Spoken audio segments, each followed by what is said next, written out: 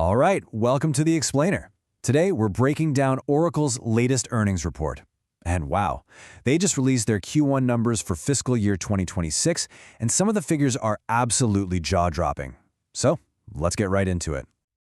Okay, but before we get into the crazy numbers, we have to get the legal stuff out of the way. Just a quick heads up, this is for informational purposes only. We're breaking down their public report, but this is definitely not investment advice. Okay, so in Oracle's report, there was one number that just jumped off the page and made everyone do a double take. $455 billion. I mean, just let that sink in. It's a number so big, it's kind of hard to even wrap your head around. So, the big question is, what is this number? What does it actually mean? And maybe even more important, what does it signal for Oracle's future? That's really the mystery we're going to unpack today.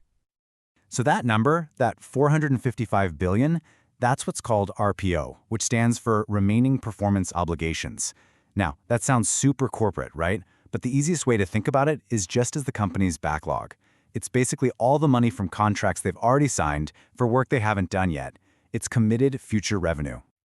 Okay, so having a big backlog is great, but it's the growth here that is just staggering. I mean, look at this. Their backlog grew by 359% year over year. For a company the size of Oracle, that kind of jump is, well, it's pretty much unheard of. Just wild. And look, while that massive backlog number got all the attention, and for good reason, their actual results for this quarter were really solid too. We're talking total revenue up 12% from last year, and their all-important cloud revenue, that's up a very healthy 28%. So you've got this giant backlog pointing to a huge future, and you've got strong numbers right now.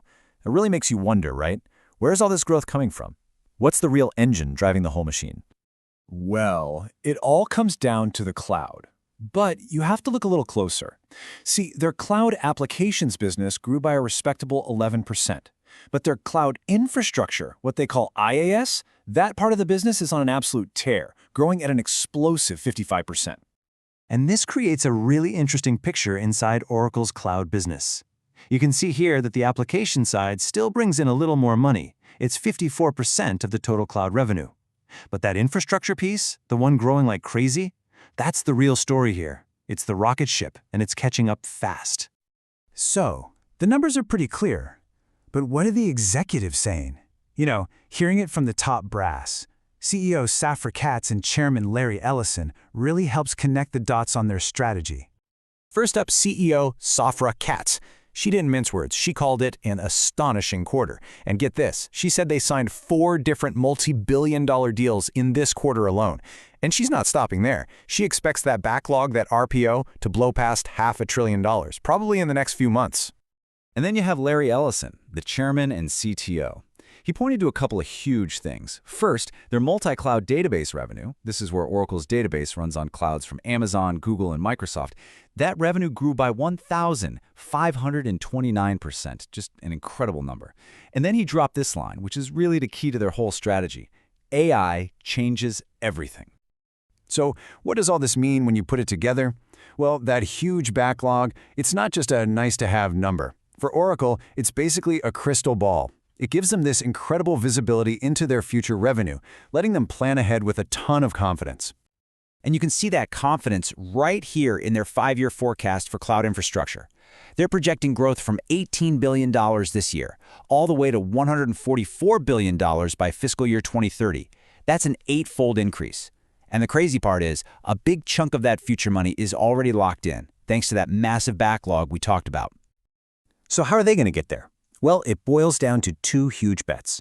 First, they're going all in on MultiCloud, building dozens of new data centers specifically for partners like Microsoft and Google. Second, and this is the big one, is their new Oracle AI database.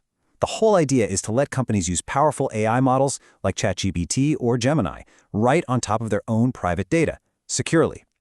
So when you step back and look at the whole picture, you've got this record-shattering backlog, you've got explosive growth in the most important part of the cloud market, and you have this huge, clear bet on AI. It leaves you with one big question, doesn't it? Is Oracle making a serious play to not just compete, but to actually dominate the next wave of cloud computing?